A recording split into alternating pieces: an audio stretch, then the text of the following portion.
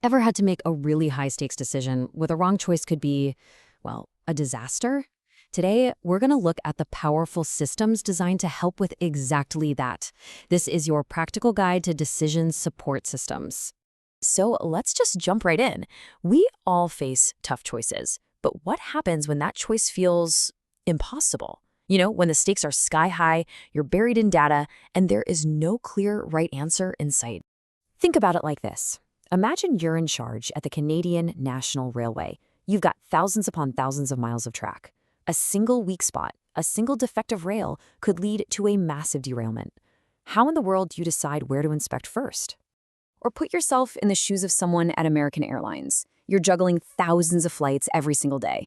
You have to assign gates, plan the most fuel-efficient routes, and do it all while weather and air traffic are changing by the minute. The complexity it's just mind-boggling. And then there's the hospital. A doctor is looking at a patient with a whole mess of complex symptoms. They need to figure out what's wrong, and they need to do it fast. This isn't just about saving money or time. A life is literally hanging in the balance.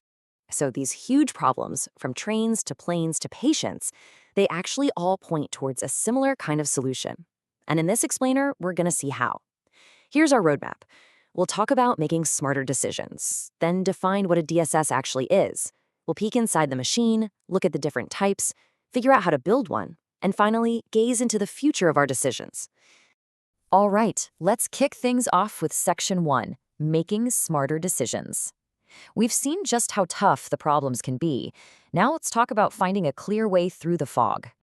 You see, the key thing to realize is that the people making these calls, the railway engineer, the airline planner, the doctor, they aren't just sitting there staring at a screen hoping for the best. No, they have a powerful ally, a partner that helps them see through all that complexity. And that brings us right to Section 2. What exactly is this ally? Let's give this partner in problem solving a proper name. It's called a Decision Support System, or DSS for short. So what is it? Well, it's an interactive computer system that's designed to comb through massive amounts of data. But here's the really important part.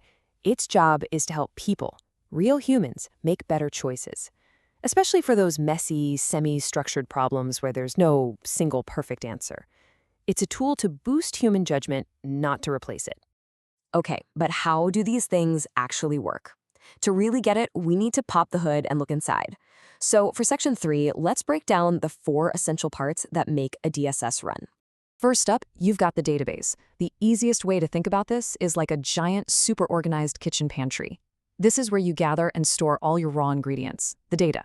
That could be internal stuff like your own sales numbers, or external stuff like what your competitors are doing or what the market looks like. Now, a pantry full of ingredients is useless without a recipe, right? Well, that's where the model comes in. This is the cookbook. It's the brains of the whole operation. It holds all the formulas, the statistical models, the financial forecasts that take the raw data from the pantry and cook it into something useful, like insights or what-if scenarios. Of course, you need a way to actually use all this. That's the user interface. Think of it as your control panel. It's the dashboard, the charts, the sliders, the buttons. It's how you, the human, actually interact with the system. It's where you ask your questions and, crucially, where you see the results in a way that you can actually understand. And hey, a user interface doesn't have to be some crazy futuristic dashboard. It can be as simple as a spreadsheet. For instance, you could have a giant wall of sales numbers that's just impossible to make sense of. But with one click, a simple chart turns that mess into a clear picture. Suddenly, a manager can see exactly which products are flying off the shelves. That's the whole point, turning data chaos into human clarity. And finally, we have the secret ingredient, the knowledge base. If the database is the pantry and the model is the cookbook, then the knowledge base is like having an expert chef right there in the kitchen with you. This part of the system stores human expertise, the rules of thumb, the hard-won wisdom, so it can offer actual suggestions and recommendations, not just spit out numbers. So now we know what's inside a DSS. But here's the thing, not all problems are the same, which means not all of these systems are built the same way. So in Section 4, let's check out the different kinds of tools you can find in the toolbox. This chart gives us a great overview. You've got model-driven systems. These are your heavy-duty number crunchers, perfect for things like route planning in a trucking company. Then you have data-driven systems, which are all about digging for gold in huge databases, like a manager's sales dashboard.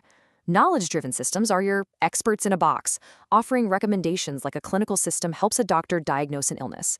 There are also document-driven systems for wrangling unstructured info, like a legal team searching through thousands of old cases.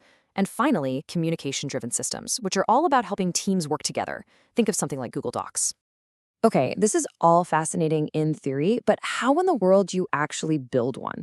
Section 5 is going to give us a practical blueprint for doing just that. Now, here's something that might surprise you. You'd think that to build something this complex, you'd need a perfect 1,000-page plan before you write a single line of code. Well, not really. As the researchers Keene and Gambino famously said, the best way is to just get started. You build a small, simple version, show it to the person who's actually going to use it, get their feedback, and then you build and refine from there. It's all about rapid prototyping. And this approach completely flips the traditional process on its head. First, you start with the human. You design the user interface. What are they going to see and click on? Second, you design the commands based on how they already think and work. Third, you figure out what happens when they use those commands. And only then, last of all, do you work backwards to build all the complicated code and databases to make it happen. You see, the entire system is built to serve the human, not the other way around. All right, let's pull all these threads together in our last section. The future of your decisions and why this is more important right now than it's ever been. If there's one thing to take away from all this, it's this. A decision support system is not just about making choices faster. It's about making them better. That's the key difference between efficiency and effectiveness. It's about improving the quality of your decision, helping you spot patterns you might have missed, and giving you the confidence that comes from knowing you've looked at the problem from every angle. And that leads us to one final, really interesting question to chew on. As these systems get smarter and smarter, with AI getting baked in and this new field of decision intelligence emerging, we have to ask ourselves, will our next big, life-altering choice be made with one of these systems as our partner? Or will it eventually be made by one? Definitely something to think about. Thanks for joining me.